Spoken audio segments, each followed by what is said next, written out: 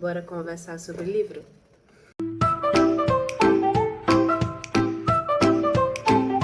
Oiê, como é que vai você hoje? Tudo bem? Espero que sim. Teremos participação especial, como sempre, dos meus gatos, mas eu acho que vocês já sabem disso, né? Então, tudo bem.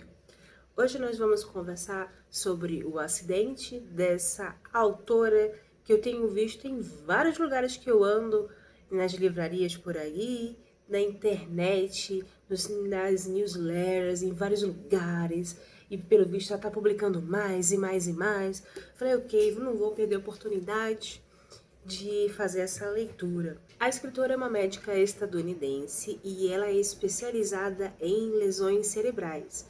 É interessante ter um escritor especializado numa área em que a gente vai ter vários momentos aqui que serão super relevantes ter alguém explicando tão detalhadamente o que está acontecendo. Eu li que ela mantinha segredo sobre a sua identidade real, inclusive no hospital que ela trabalhava. O pessoal não sabia que a médica que trabalhava ali com eles era Freida McFadden. O acidente foi publicado em 2025, é um thriller psicológico cheio de reviravoltas, acidentes, coisas estranhas acontecendo, plot twist em cima de plot twist, é aquele tipo de leitura que você já sabe que no início da leitura do livro, você já sabe que é aquele que você vai querer engolir para saber o que vai acontecer. É um livro muito ágil, um livro ótimo para entretenimento. Quem estará dentro do carro da capa? Fique tranquilos, eu não darei spoiler. A protagonista se chama Tegan, é uma jovem de 23 anos que trabalha para pagar sua faculdade de enfermagem. A gente descobre que ela está grávida de 8 meses, solteira, e ao longo dos diálogos que ela tem com a barriga dela, com o bebê dela, a gente descobre que ela nomeia o filho dela de Atum, enquanto ela não descobre o nome. Parece que a gravidez foi o resultado de uma noite de aventuras sem cuidados com um empresário rico. Depois de alguns meses, ela o vê no noticiário e decide entrar em contato para contar da gravidez. Ele é casado, é claro que é casado, e ele não quer ter nada a ver com a criança. Por isso ele oferece a Tegan um contrato de confidencialidade para que ela receba dinheiro, mas ela não fale para absolutamente ninguém quem é o pai da criança. O pai da criança tem um advogado chamado Jackson, que é quem está intermediando esse contrato entre a Tegan e o empresário lá. E aí, nessa situação, ele vai com alguma mais frequência na casa da Tegan, acaba acompanhando um pouco o desenvolvimento da gestação dela. De alguma forma, aquilo cria algum tipo de laço, mas não é nomeado, não é conversado, é só parece, sabe? Ele leva comida chinesa para ela, esse tipo de delicadeza, sabe? A primeira coisa que a gente descobre é que Jackson dirigiu pelo menos 2 horas para levar comida para ela. E a gente fica, de onde saiu esse cara? Ele tá apaixonado por ela? O que ele quer com ela? O que tá acontecendo? Porque ao longo da leitura, apesar dela negar a todo custo, a gente percebe que ela tá interessada nele, né? Bom, passado o tempo, resolvido o contrato, Jackson leva o pai da criança até onde Tegan está com uma gravidez bem avançada para finalmente assinar o contrato, o acordo de confidencialidade. E aí, quando ele chega, o pai da criança, e Tegan acessa a lembrança, uma lembrança muito confusa por causa do cheiro dele. Algumas imagens vêm na mente dela e ela lembra realmente do que aconteceu naquele dia. Ele deve ter drogado a bebida dela. Ela não se lembra de praticamente nada, a não ser de que ela foi agredida. E aí ela acusa o Simon, que é o pai da criança, fica aquela confusão e nada acaba bem. Simon fica furioso, mas Jackson fica desesperado para que ela assine logo aquele contrato para segurar aquele dinheiro. Ele parecia tão desesperado. No dia seguinte, ela resolve viajar para encontrar o irmão. Um dia que foi noticiado e ia ter uma nevasca muito grande.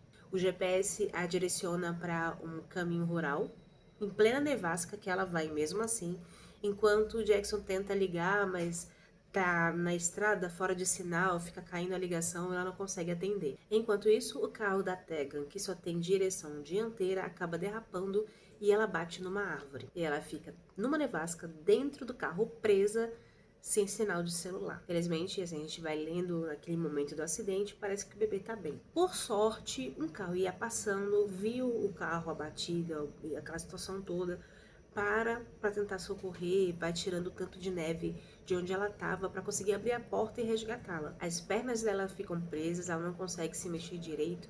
Ele tenta arrancar o cinto, ela acha que pode ter quebrado o tornozelo e Hank, que é o salvador dela naquele momento, a carrega até o carro dele. Por causa da nevasca, com as estradas intransitáveis, Hank acaba levando a Tegan até a casa dele. Chegando na casa, conhecemos a Polly, que é a esposa dele. Parece uma pessoa simpática, ela é ex-enfermeira e, coincidentemente, eles têm no porão da casa deles um quarto de hospital improvisado. Com a nevasca, a energia acaba sendo cortada. Tegan, ela não queria, de jeito não queria ir para o hospital, mas com as estradas daquele jeito, ela concorda em passar a noite na casa deles. Tegan provavelmente está com o tornozelo quebrado e ela implora para Polly alguma coisa mais forte do que Tylenol. Polly fica preocupada em dar alguma coisa a ela por causa do bebê. Tegan, apesar da confusão da batida, da perna machucada, naquela situação toda, ainda assim, ela percebe no pulso da Polly alguns hematomas. E aí, automaticamente, Tegan supõe que aquilo foi feito pelo Hank. Ela realmente não gosta dele e eu não entendo, a não ser pela imagem que ela descreve de que é um homem grande, com barba e tudo mais. Assim, ele não fez absolutamente nada a não ser resgatá-la. E ele é tímido, né? Ele mal abre a boca. Eu não entendo o porquê desse desespero todo dela em relação a ele, mas ok. Na manhã seguinte, a energia volta, mas Polly diz que infelizmente eles estão presos por causa da neve e não tem como levá-la até o hospital. Eles comem sanduíche, jogam cartas, e aí Tegan vai ficando com sono e acaba tirando o cochilo. Aqui a gente corta e vai pra parte 2. E na parte 2 tem uma surpresa, porque é aqui que a gente já conhece de verdade quem é Polly. E essa história começa na véspera do acidente. A gente descobre que a Polly era enfermeira, mas ela teve que ser afastada devido a um caso de saúde mental. Ela tem um vizinho chamado Mitch, e a filha dele, parece que o pai não liga muito pra menina, não cuida tanto dela, da Sadie. E aí, de vez em quando, o Sadie vai até a casa de Polly para comer alguma coisa, tomar um banho, enfim, ter algum tipo de cuidado. O vizinho não gosta nada disso, porque fica com a sensação de que Polly quer tomar a filha dele, quer assumir papéis de mãe.